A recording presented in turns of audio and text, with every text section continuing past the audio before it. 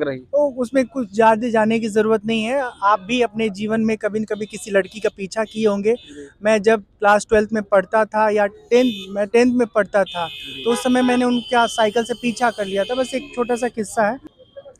नमस्कार, मैं नितुल तिवारी और नितुल टॉक इंडिया चैनल में आपका स्वागत है। मैं अभी जो है तीर्थराज प्रयाग के महाकुंभ में सौभाग्य के कारण जो है मैं यहाँ पर मौजूद हूँ और आज हमारे साथ जो है डिजिटल बाबा के नाम से मशहूर डिजिटल बाबा जो है आज हमारे साथ यहाँ पर मौजूद है और इनसे हम बातचीत करेंगे, क्योंकि सबसे युवा बाबा आपको यहाँ पर दिखाई पड़ेंगे। अध्यात्म की नगरी में जो है यहाँ पर मौजूद है और इनसे हम सबसे पहले जो है इनका वास्तविक नाम जानना चाहेंगे और उसके बाद जो है महाकुंभ की महिमा के बारे में जानना चाहेंगे। क्या नाम है आपका? मेरा नाम है स्वामी राम शंकर और इंटरनेट पे हमको कहते हैं डिजिटल बाबा। आपने सवाल किया कुंभ की महिमा। कुंभ की महिमा यही है कि यहाँ पर आपको ऐसे-ऐसे संत महात्मा मिलेंगे जो कई बार किसी टीवी पर, किसी चैनल पे नहीं दिखेंगे। तो यहाँ कुंभ में आइए तो घूम-घूम के देखिए, उनसे बातें करिए, उनसे सवाल जवाब करिए, अपने जिज्ञासा को शांत करिए और इसी प्रक्रिया में आपको कोई न कोई दिव्य महात्मा मिलेंगे, जिनसे मिल कर के आपका मन खुश हो जाएगा। हर महात्मा हर किसी को पसंद आए ये ज़रूरी नहीं है, क्योंकि हर महात्मा का स्वभाव, व्यवहार एक दूसरे से भिन्न नज़र आएगा। हाँ, आपके स्वभाव के अनुकूल, आपके विचार के अनुकूल जो होंगे वो आपको मिल जाएँगे। तो यहाँ आइए तो महात्मा लोगों से खूब संवाद करिए। आपका नाम डिजिटल बाबा क्यों पड़ गया? सोशल मीडिया के दौर में हमने देखा कि युवा वर्ग जो है फेसबुक, इंस्टाग्राम, यूट्यूब में अधिक समय बिता रहा है। तो ऐसे में हमने तय किया कि हम अब पांडालों में कथा करने के साथ-साथ फेसबुक पर भी एक्टिव रहेंगे और समय-समय पर युवाओं से संवाद करेंगे, उनसे सवाल-जवाब करेंगे। जहाँ वो लोग मिलेंगे उनसे मिल-जुल करके उनके समझ के धरातल को जानेंगे और जहाँ समझ का धरातल कहीं लगता है कि न्यून है, सही नहीं है, तो उसे हम समझाते हैं, बताते हैं उन्हें। डिजिटल बाबा जी, आप जो है पढ़ाई कितना किए?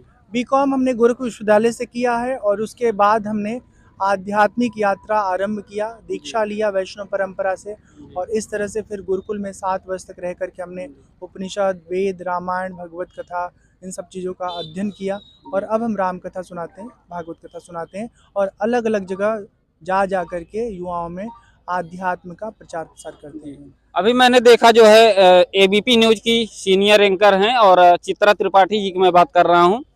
वो जो है आपके साथ पढ़ी हैं, पता नहीं आप जो है उनसे सीनियर हैं कि जूनियर हैं? हम जूनियर हैं उनसे। जी, तो ऐसी चर्चा हो रही थी। इसके पहले भी मैं एक बार जो है देख चुका था। चित्रा त्रिपाठी जी और आप में जो है क्या जो है किस तरह का सामंजस्य था, क्योंकि जो है आप जूनियर हैं और वो सीनियर हैं और जो कहानी स्टोरी चल रही है वो काफी रोचक लग रही। तो उसमें कुछ ज़्यादा जाने की ज़रूरत नहीं है। आप भी अपने जीवन में कभी न कभी किसी लड़की का पीछा किए होंगे। मैं जब क्लास 12th में पढ़ता था या 10th में पढ़ता था, तो उस समय मैंने उनका साइकिल से पीछा कर लिया था। बस एक छोटा-सा किस्सा है और उसमें कुछ ख़ास दम नहीं है। हाँ, वो अच्छी लगती थी। ये उस समय मुझे अच्छा लगा तो मैंने पीछा किया।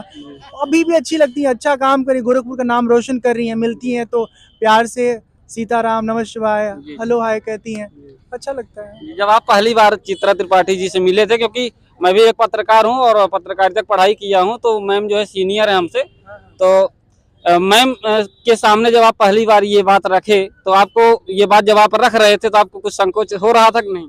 हम सब अपनी पुरानी बातों को छुपाते हैं और बहुत दिव्य अपने आप को बनाते हैं। हर व्यक्ति के जीवन का अच्छा बुरा पहलू होता है और कुछ गुदगुदाने वाला पहलू होता है, कुछ पेनफुल पीड़ा वाला पहलू होता है।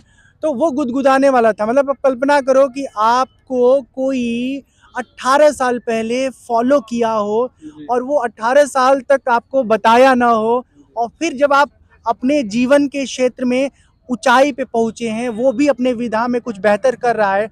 फिर एलुमनी मीट हमारा हुआ था, पुरातन छात्र सम्मेलन। तो वहाँ सब छात्र आए थे, जो कोई जज था, कोई पत्रकार था, कोई बिजनेसमैन था, मेरे जैसा व्यक्ति साधक था।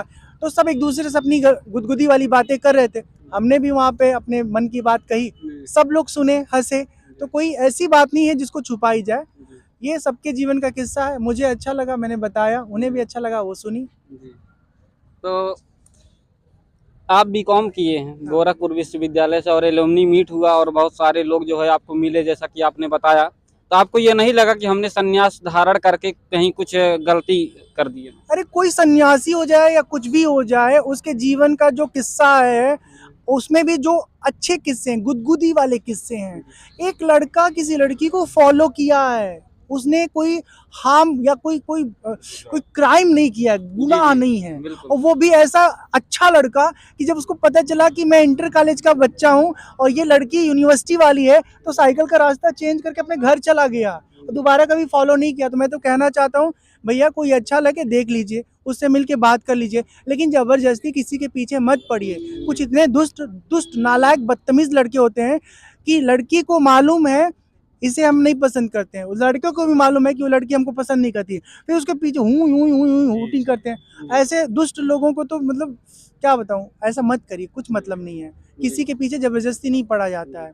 हाँ, आपके मन में कुछ है शेयर करिए, उन्हें समझ में आएगा, आपको रिस्पॉन्ड करेंगे, नहीं समझ में आता है तो आप अपना रास्ता अलग, उनका रास्ता अलग, ठीक है। तो बाबा जी, जैसे कि आपने बीकॉम किया, तो संन्यास बनने के पहले आपकी क्या विचार था कि हम जो है क्या बनना चाहते हैं?